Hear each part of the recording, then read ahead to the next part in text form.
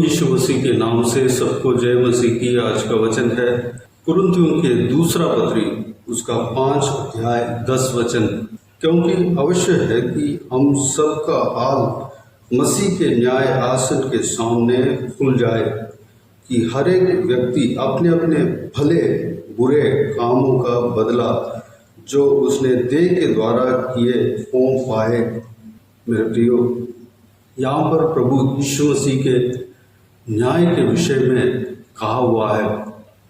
प्रभु यीशु मसीह जल्दी ही आने वाला है, जो 2000 साल पहले इंसान बनकर इस धरती में आया, कन्या मरियम का पेट में से जन्म लिया और 33.5 साल इस धरती में जिया, 3.5 साल अपना सेवा काल को पूरा किया।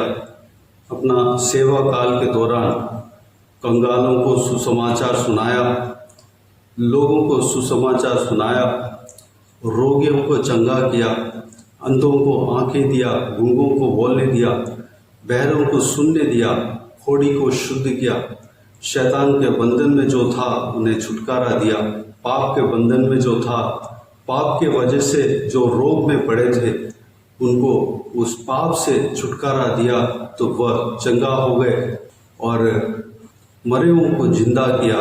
और कई सारे अद्भुत कार्य प्रभु यीशु ने किया। उसके बाद चेला बनाया। जो भी कार्य उन्होंने किया वह सारे कार्य ही नहीं बल्कि उससे ज़्यादा करने के लिए अपने चेलों को बताया और सिखाया, विश्वास को सिखाया, जो सत्य की बातों को सिखाया और अपने आप क्रूस पर आप और हमारे लिए मारा गया। वह अपने लहू को क्रूस पर बहाया और चोट खाया, मारा गया, गाड़ा गया, एक कब्र में रखा गया, तीसरे दिन मुर्दों में से जी उठा। 40 दिन के बाद स्वर्ग में लोगों को देखते देखते जैतून नामक पहाड़ पर वह इकट्ठे थे, अपने चेलों के साथ थे। उस समय प्रभु यीशु अपने चेलों के सामने, अपने चेले और कुछ लोगों के सामने जो कि उनके ऊपर विश्वास करते हैं, उनके सामने लोगों को देखते देखते स्वर्ग में उठा लिया गया, मेघों के बीच में, बादलों के बीच में छिप गया।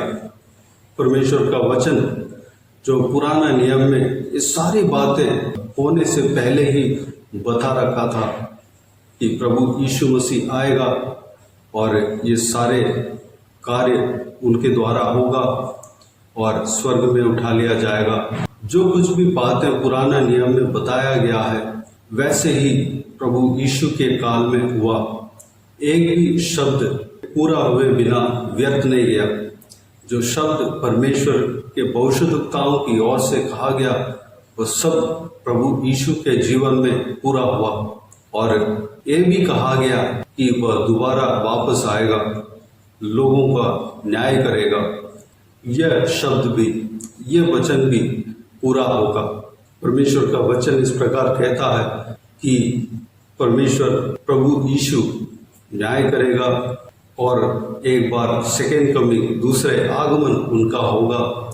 जिस तरह उठा लिया गया, बादलों के बीच में छिप गया, उस तरह बादलों के बीच में वह आएगा। तुरही फूंकी जाएगी, स्वर्गदूतों का दल उनके साथ आएंगे। इस संभव को सारे जन देखेंगे, पूर्व से पश्चिम और उत्तर से दक्षिण के लोग, जितने भी लोग हैं इस धरती में, सब लोग उनको देखेंगे, उनके आगमन को देखेंगे। चाहे पापी क्यों ना हो, चाहे गरीब क्यों ना हो, चाहे अमीर क्यों ना हो, चाहे कैसे भी व्यक्ति क्यों ना हो, प्रभु यीशु का आगमन को देखेंगे और प्रभु यीशु न्यायासन में बैठेंगे।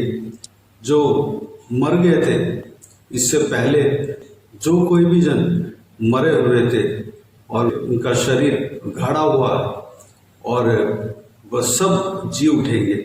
जो उनका देह तो गल गया होगा लेकिन उनके दूसरा शरीर यानी कि उनका शरीर दोबारा वह सही होगा, वह जिंदा होंगे। जिस तरह प्रभु यीशु मसीह दोबारा जिंदा हुआ, उस तरह सब लोग जिंदा होंगे और प्रभु यीशु के न्यायासन के सामने खड़े होंगे। क्यों खड़े होंगे? इसलिए खड़े होंगे, प्रभु यीशु उनका भले बुरे का बदला देगा। जो भलाई उन्होंने अपने जीवन में किया, उसका प्रतिफल उनको मिलेगा, प्रभु यीशु से मिलेगा। एक जजमेंट उनको मिलेगा, एक न्याय उनको मिलेगा।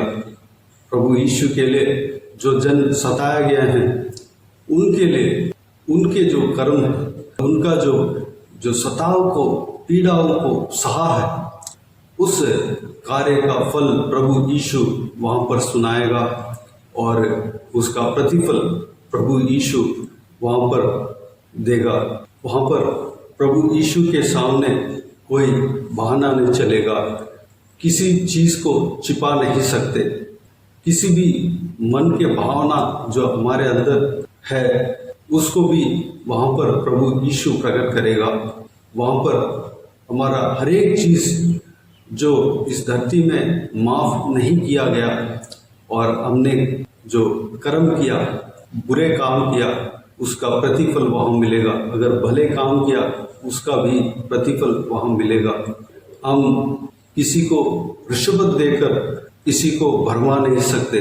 किसी को बहाना बनाकर हम किसी दूसरे के ऊपर दोष लगाकर हम बच नहीं सकते। हम और किसी माध्यम को इस्तेमाल करके हम बच नहीं सकते, क्योंकि प्रभु यीशु गुप्त बातों को जानने वाला परमेश्वर है। वह अंधकार में छिपी हुई बातों को उजियाले में लाने वाला परमेश्वर है। जो मन के गहराई में जो बातें हैं, इंसान के मन के जो गहराई जो बातें हैं, उस बातों को जानने वाला परमेश्वर है।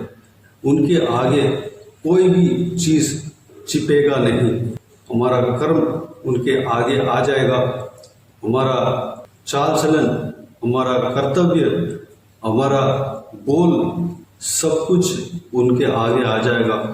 हम जो कुछ भी बोलते हैं, उसका भी वहाँ पर लेखा वहाँ पर लिया जाएगा। हम जो सोचते हैं, हम जो हृदय में बुरे सोच या भले सोच है, उसका भी वहाँ पर न्याय किया जाएगा। हम कहीं से भी बच नहीं सकते। प्रभु यीशु मसीह के सामने बच नहीं सकते। खाली हम ही नहीं, बल्कि इस धरती में जितने भी जन हैं, चाहे प्रभु यीशु को जाना हो, चाहे प्रभु यीशु को नहीं जाना हो, प्रभु यीशु के नाम को नहीं सुना हो, सब उनके सामने आएंगे। प्रभु यीशु के न्यायासन के सामने आएंगे। उनके कर्म का प्रतिफल वहाँ मिलेगा। क्या प्रतिफल मिलेगा, उनके ऊपर है। अगर अच्छा कर्म हम किया है, प्रभु यीशु के वचन के अनुसार चला है, तो हमें दाहिनी ओर खड़ा करेंगे। अगर हम प्रभु यीशु के वचन के अनुसार नहीं चले, तो हमें बाएं ओर खड़ा करेंगे। दाहिनी ओर जिनको भी खड़ा किया है, उनको अनंत जीवन देंगे। जो बाएं ओर जिनको खड़ा किया है, उनको अनंत मृत्यु मिलेगा। मेरे प्रियो, हमें इस दिन के लिए हमें तैयार होना है। जो कोई भी जन इस वीडियो को सुन रहे हैं, हमारा जीवन में हम चाहे कष्ट उठाना पड़े, चाहे पीड़ा उठाना पड़े, चाहे हम आंसू बहाना पड़े, हमें एक निर्णय लेना है। हम एक जुनून के साथ, एक कड़ाई के साथ हम परमेश्वर का पीछा जब हम करेंगे, प्रभु यीशु का पीछा जब हम करेंगे, प्रभु यीशु का वचन के अनुसार चलने का निर्णय हम लेंगे और चलेंगे, और प्रभु यीशु के वचन को मानेंगे, पकड़ कर रखेंगे, प्रभु यीशु के वचन को ही मुख्यता देंगे, पहला स्थान देंगे, प्रभु यीशु को पहला स्थान देंगे, प्रभु यीशु का वचन जो कहता है उसके अनुसार करेंगे, तब हम धर्मी जन के बीच में खड़ा हो सकते हैं। प्रभु यीशु के दाहिनी ओर जो धर्मी जनों को जहाँ खड़ा करते हैं, वहाँ पर हम उनके बीच में खड़ा हो सकते हैं। मेरे प्रियो, यहाँ पर कहा गया है, सबका हाल मसीह के न्याय आसन के सामने खुल जाए, यानी कि वहां पर किसी भी चीज को छुपा नहीं सकते, सारा हमारा हाल वहां पर खुल जाएगा। हम यहाँ पर इंसानों के सामने एक्टिंग कर सकते हैं, अच्छा बनकर रह सकते हैं, मन में बुराई है और बाहर से हम एक्टिंग नाटक कर सकते हैं, लेकिन प्रभु यीशु के सामने हमारा सारा हाल खुल जाएगा। हर एक व्यक्ति अपने अपने भले बुरे कामों का बदला जो उसने देह के द्वारा किए हो पाए। हमने जो भलाई किया है, हमारा भलाई का काम है, उसका बदला वहाँ मिलेगा। जो बुराई किया है उसका भी बदला वहाँ पर मिलेगा। वह क्या जजमेंट देंगे वह भी प्रभु यीशु अपने जीव काल में अपने चेलों को बता दिया। और पवित्र बाइबल में सब कुछ परमेश्वर बताकर लिखाकर हमारे हाथ में दे दिया है। हमारा काम है परमेश्वर के वचन को पढ़ना है, समझना है और सच्चाई क्या है उसको जानना है, समझना है, प्रार्थना के साथ पढ़ना है। प्रभु यीशु के आत्मा हमें मदद करेगा, समझने में मदद करेगा, परमेश्वर के आत्मा हमें चलाएगा। तो आइए मेरे प्रियो, हम प्रभु यीशु के न्यायासन के सामने खड़े होने के लिए हम तैयार होना है। उसके लिए अपने आप को परमेश्वर के हाथों में समर्पित करें।